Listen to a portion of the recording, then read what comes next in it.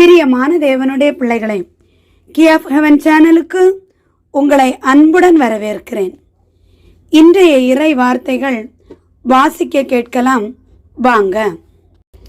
December மாதம் தேதி 5, 2024, திருவருகை காலம் முதல் வாரம், வியாழக்கிழமை. முதல் வாசகம். மெசியா மீது நம்பிக்கை கொண்ட நேர்மையான மக்களினம் உள்ளே வரட்டும். இறைவாக்கினர் எசாயா நூலிலிருந்து வாசகம்.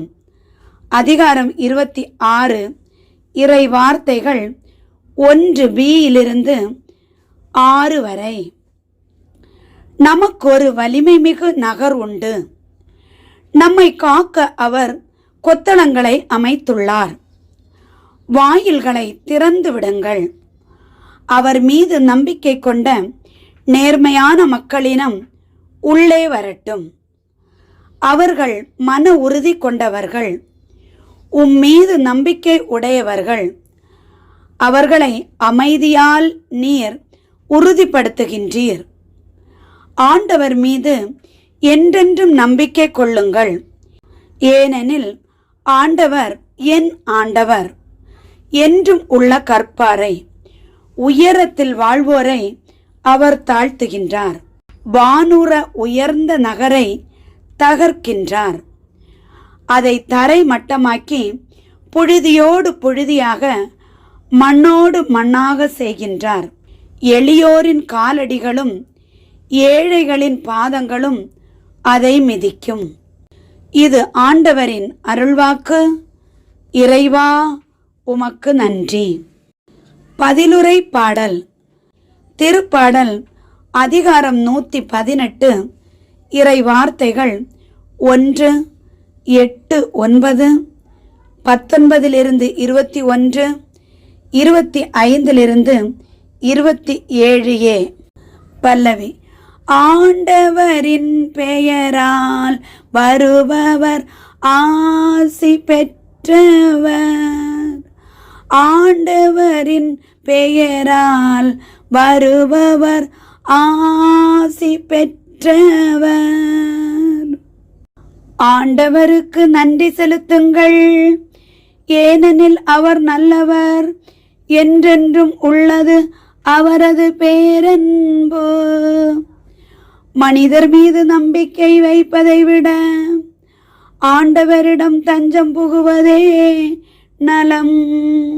உயர்குடியினர் மீது நம்பிக்கை வைப்பதை விட ஆண்டவரிடம் அடைக்கலம் புகுவதே நலம். பல்லவி. ஆண்டவரின் பெயரால் வருபவர் ஆசி பெற்றவர். ஆண்டவரின் பெயரால் வருபவர் ஆசி பெற்றவர். நீதிமான்கள் செல்லும் வாயில்களை எனக்கு திறந்து விடுங்கள். அவற்றினுள் நுழைந்து நான் ஆண்டவருக்கு நன்றி செலுத்துவேன். ஆண்டவரது வாயில் இதுவே. இது வழியாய் நீதிமான்களே நுழைவர்.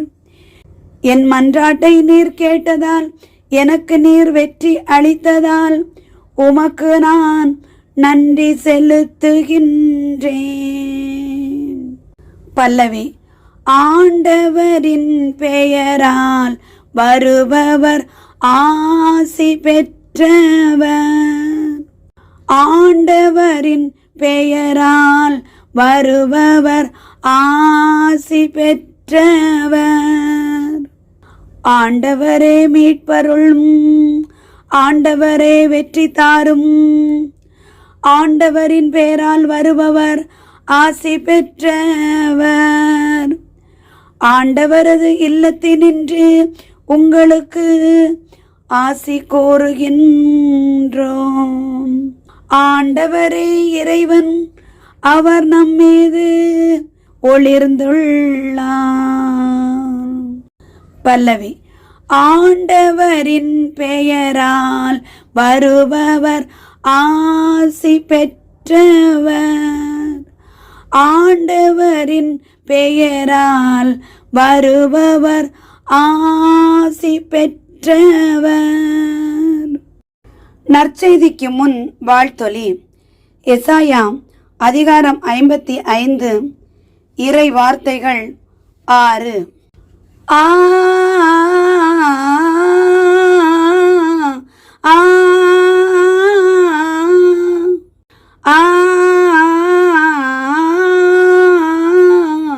ஆ அல்லேலூயா அல்லேலூயா அல்லேலூயா அல்லேலூயா அல்லேலூயா அல்லேலூயா. ஆண்டவரை காண்பதற்கு வாய்ப்புள்ள போதே அவரை தேடுங்கள். அவர் அண்மையில் இருக்கும் போதே அவரை நோக்கி மன்றாடுங்கள். அல்லேலூயா அல்லேலூயா அல்லேலூயா அல்லேலூயா அல்லேலூயா அல்லேலூயா அல்லேலூயா. நற்செய்தி வாசகம். என் தந்தையின் திருவுளப்படி செயல்படுபவரே விண்ணரசுக்குள் செல்வர். மத்தேயு எழுதிய தூய நற்செய்தியிலிருந்து வாசகம். அதிகாரம் 7 இறை வார்த்தைகள் 21 மற்றும் 24 27 வரை. அக்காலத்தில் இயேசு தம் சீடரை நோக்கி கூறியது, என்னை நோக்கி ஆண்டவரே ஆண்டவரே என சொல்பவரெல்லாம் விண்ணரசுக்குள் செல்வதில்லை. மாறாக விண்ணுலகில் உள்ள என் தந்தையின் திரு உள்ளத்தின்படி செயல்படுபவரே செல்வர். ஆகவே நான் சொல்லும் இவ்வார்த்தைகளை கேட்டு இவற்றின்படி செயல்படுகிற எவரும் பாறை மீது தம் வீட்டை கட்டிய அறிவாளிக்கு ஒப்பாவார். மழை பெய்தது, ஆறு பெருக்கெடுத்து ஓடியது, பெருங்காற்று வீசியது. அவை அவ்வீட்டின் மேல் மோதியும் அது விழவில்லை. ஏனெனில் பாறையின் மீது அதன் அடித்தளம் இடப்பட்டிருந்தது. நான் சொல்லும் இந்த வார்த்தைகளை கேட்டு இவற்றின்படி செயல்படாத எவரும் மணல் மீது தம் வீட்டை கட்டிய அறிவிலிக்கு ஒப்பாவார். மழை பெய்தது, ஆறு பெருக்கெடுத்து ஓடியது, பெருங்காற்று வீசியது. அவை அவ்வீட்டை தாக்க அது விழுந்தது. இவ்வாறு பேரழிவு நேர்ந்தது. இது கிறிஸ்து வழங்கும் நற்செய்தி. கிறிஸ்துவே உமக்கு புகழ். பிரியமான தேவனுடைய பிள்ளைகளே, இன்றைய இறை வார்த்தைகளை வாசிக்க கேட்டீர்கள்.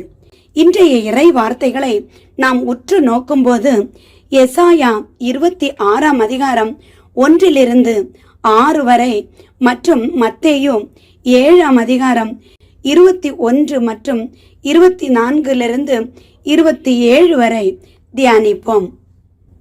முதலாவதாக நாம் எசாயா தீர்க்கதரிசியின் புஸ்தகம் அதிகாரம் 26 வசனங்கள் 1 6 வரை என்ன சொல்லப்பட்டிருக்கிறது என்று முதலில் பார்ப்போம். மெசியாவின் மீது நம்பிக்கை கொண்ட நேர்மையான மக்களினம் உள்ளே வரட்டும். பிரியமானவர்களே, இந்த இறை வார்த்தைகளில் தேவனுடைய நியாயத்திற்கும் அவரது பேரரசன், அதாவது அவருடைய வருகையின் அரசின் நித்தியமான அமைதிக்கும் அடையாளமாக கூறப்படுகிறது. இதுல நம்ம 3 பிரிவுகளில் பார்க்கலாம். ஒன்று, தேவனின் பாதுகாப்பு. நிலையான பாறை, அதாவது எட்டர்னல் ராக், எவர் லாஸ்டிங் ஸ்ட்ரென்த். நிலையான பாறையாகிய தேவனின் உன்னதமான திடமான பாதுகாவலாக இது நமக்கு காணப்படுகிறது. தேவனின் நியாயத்திற்கு எவ்வளவுக்கு எவ்வளவு பாத்திரமாக இருக்கிறார்களோ, அவருடைய சத்தியத்தை பின்பற்றுகிறார்களோ அவர்கள் மட்டும்தான் தேவனுடைய பரலோக ராஜ்யத்தின் கதவுகளில் நுழைய முடியும். பிரியமானவர்களே, ஆண்டவருடைய பரலோக ராஜ்யத்தில் வாசலில் நுழைய வேண்டுமென்றால் கூட நாம் சத்தியத்தை பின்பற்றுகிறவர்களாக, அதாவது தேவனுக்கு உண்மை உள்ளவர்களாக இருக்க வேண்டும். 2, நேர்மை மற்றும் நம்பிக்கை. நேர்மை அப்படின்னு சொன்னா அதன் அர்த்தம் உண்மையான விசுவாசத்தையும் தேவனுடைய வழியில் நாம் உண்மையா நடப்பதையும் சொல்லப்பட்டிருக்கிறது. மெசியாவாகிய ஆண்டவராகிய இயேசு கிறிஸ்துவின் மீது நம்பிக்கை வைத்து தங்களுடைய வாழ்க்கையில் சத்தியத்தையும் நீதியையும் செயல்படுத்துகிறவர்களாகிய தேவனுடைய பிள்ளைகள்தான் இந்த வாசலில் நுழைய முடியும் என்பதை குறித்து இதில் சொல்லப்படுகிறது. 3, தாழ்மையானவர்களின் உயர்வு. தேவன் மனிதரால் உருவாக்கப்பட்ட அதிகாரங்களையும் பெருமை மிக்க சில காரியங்களையும் வெறுக்கிறார். அவை தர்மத்திற்கு விரோதமானவை. தன்னைத்தான் தாழ்த்தி தேவனுக்கு ஒப்பு கொடுக்கிறவர்கள் செய்யக்கூடிய காரியங்களை தேவன் உயர்த்துகிறார். தேவனுக்கு எதிரான காரியங்கள், தன்னைத்தான் உயர்த்தி பெருமைப்படுகிறவர்கள் செய்யக்கூடிய காரியங்களை ஆண்டவர் தாழ்த்துகிறார். இங்கே மனிதரின் நம்பிக்கை தேவனுடைய வாக்குறுதிகளில் இருக்க வேண்டுமென தேவன் நினைக்கிறார். அப்படிப்பட்ட மனிதர்கள்தான் பரலோக ராஜ்யத்தில் நுழைய முடியும் என்பதை எசாயா தீர்க்கதரிசி நமக்கு சுட்டிக்காட்டுகிறார். பிரியமானவர்களே, 2, மத்தேயு எழுதிய தூய நற்செய்தியில் அதிகாரம் 7 வசனங்கள் 21 மற்றும் 24 27 வரை சொல்லப்பட்ட வசனங்களில் இயேசு கிறிஸ்து சொல்கிறார், என் தந்தையின் திருவுளப்படி செயல்படுபவரே விண்ணரசுக்குள் செல்வர். இது என்னன்னு நம்ம பார்க்கும்போது, இயேசு கிறிஸ்து தான் படைத்த மனிதர்களாகிய நம்முடைய வாழ்க்கையில் விசுவாசமும் செயல்களும் ஒன்றிணைந்து இருக்க வேண்டிய அவசியத்தை நமக்கு வலியுறுத்துகிறார். இந்த வசனங்கள்லையும் நம்ம 3 தலைப்புகள்ல பார்க்கலாம். 1, விழிப்புணர்வு. பிரியமானவர்களே, வெறும் வாய் சொற்களால் கர்த்தாவே கர்த்தாவே, தேவனே கடவுளே கடவுளேன்னு சொல்லிட்டு இருக்கிறவங்க விண்ணரசை அடைய முடியாது. பரலோக ராஜ்யத்தை தொட்டு கூட பார்க்க முடியாது. தேவனின் சித்தத்தின்படி செயல்படும் வாழ்க்கைதான் நமக்கு முக்கியமானது. தேவன் என்ன சொல்கிறார், நம் வாழ்க்கை எப்படி சீரமைக்க வேண்டும், எப்படி நாம் வாழ வேண்டும், எப்படி நாம் அமைதியுடன் இருக்க வேண்டும் என்பதை ஆண்டவர் நமக்கு சுட்டி காட்டியதன் மூலம் நாம் வாழ வேண்டும். அப்படி வாழ்ந்தால்தான் நாம் பரலோக ராஜ்யத்தில் இடம்பெற முடியும். பிரியமானவர்களே, 2, பாறையில் வீடு கட்டுபவன். இயேசுவின் வார்த்தைகளை கேட்டு அதற்கேற்ப செயல்படுபவர்கள் பாறையின் மேல் வீட்டை கட்டி வைத்திருக்கிற அறிவாளியை போல் இருப்பார்களாம். பாறை என்பது எசேயாவிலும் சொல்லப்பட்டிருக்கிறது, தேவன் தான் பாறை. பாறை என்பது அது ஒரு உறுதியான பொருள். பாறை அப்போ ஆண்டவர் நமக்கு ஒரு உறுதியானவர், நம் வாழ்வில் நிலையானவர். நாம் இந்த பாறையாகிய ஆண்டவரை அடிப்படையாக கொண்டு வாழும்போது நமக்கு வரக்கூடிய சோதனைகளை வென்று வெற்றி பெற முடியும். 3, மணலில் வீடு கட்டியவன். தேவனின் வார்த்தைகளை கேட்டு செயல்படாதவர்கள் மணலில் வீடு கட்டிய அறிவற்றவர்களைப் போல் இருப்பார்கள். பிரியமானவர்களே, மனதில் விசுவாசம் இல்லாதவர்கள், எதற்கெடுத்தாலும் பயப்படுகிறவர்கள், எதற்கு எடுத்தாலும் சந்தேகப்படுகிறவர்கள், அவர்கள் விசுவாசத்தோடு வாழ மனம் இல்லாமல் இருக்கும். பதற்றம் கொண்ட மனம், அது சோதனைகளை வென்று வீழ்த்த முடியாது. பிரியமானவர்களே, சோதனைகளை சாதனைகளாக மாற்ற வேண்டுமெனால் மன உறுதி வேண்டும். ஆண்டவராகிய இயேசு கிறிஸ்து என்ற பாறையை நாம் பற்றி கொள்ள வேண்டும். அப்படி பற்றி கொண்டால் நமக்கு பரலோக ராஜ்யம் நிச்சயம். பிரியமான தேவனுடைய பிள்ளைகளை, இந்த 2 வாசகங்களையும் நாம் ஒப்பிட்டு பார்க்கும்போது 3 தொடர்புகள் எனக்கு தோன்றியது. அந்த 3 தொடர்புகள் என்னென்ன பார்க்கலாம் வாங்க. ஒன்றாவதாக நேர்மை மற்றும் விசுவாசத்தின் முக்கியத்துவம் குறிப்பிடப்பட்டுள்ளது. எசாயா 26 தேவனின் நியாயத்திற்கு பாத்திரமானவர்கள் நேர்மையான மக்களினம் என்று அழைக்கப்படுகிறார்கள். மத்தேயு 7 நாம் பார்க்கும்போது நேர்மை தேவனின் சித்தத்துக்கேற்ப செயல்படுவதில் உள்ளதாக விளக்கப்படுகிறது. 2 நிலையான பாறை, பாறையில் கட்டிய வீடு. எசாயாவில் சொல்லப்படும் போது இந்த நிலையான பாறை தேவன் தன் மக்களுக்கு திடமான ஒரு உண்மையான பாதுகாவலராக இருப்பதை குறிக்கிறது. மத்தேயுவில் நாம் பார்க்கும்போது பாறை என்பதன் உருவாக்கத்தில் தேவனின் வார்த்தைகளின் மீது நாம் வாழ்வை அடிப்படையாக கொண்டு அமைப்பதில் குறிப்பிடப்பட்டுள்ளது. 3 தாழ்மையானவர்களின் உயர்வு. எசாயாவில் சொல்லப்படுகிறது, தாழ்மையானவர்கள், இறைவனுடைய பிள்ளைகளாக தாழ்ந்து வாழ்கிறவர்கள், எதற்கெடுத்தாலும் பெருமையை பற்றி பேசாதவர்கள், தாழ்மையோடு ஆண்டவரை பணிந்து கொள்கிறவர்கள் பரலோக ராஜ்யத்தின் கதவுகளில் நுழைகின்றனர். மத்தேயுவில் நாம் பார்க்கும்போது பாறையில் வீடு கட்டிய தாழ்மையானவர்களே சோதனைகளை தாண்டி வெற்றி பெற்று நிலைத்திருப்பவர்கள் ஆகும். பிரியமான தேவனுடைய பிள்ளைகளே, தேவனுடைய சத்தியத்தை நம்பி அதற்கு ஏற்று செயல்படுவதுதான் பரலோக ராஜ்யத்திற்கு நாம் செல்வதற்கான வழி.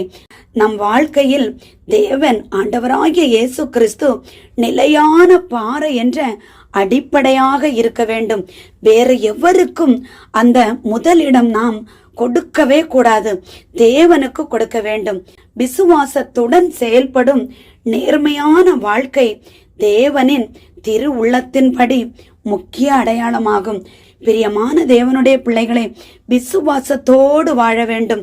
விசுவாசத்தோடு ஒரு பதற்றம் இல்லாமல், பயப்படாமல், சந்தேகப்படாமல் நாம் வாழ்கிற வாழ்க்கை, தேவனுக்கென்று வாழ்கிற வாழ்க்கை நம்மை பரலோக ராஜ்யத்தில் கூட்டி சேர்க்கும். பிரியமானவர்களே, அதற்கு தயாராக ஆண்டவருடைய வருகைக்கு நாம் எதிர்கொண்டு போகும்படியாக விழித்திருந்து ஜெபியுங்கள், விழித்திருந்து ஜெபியுங்கள்.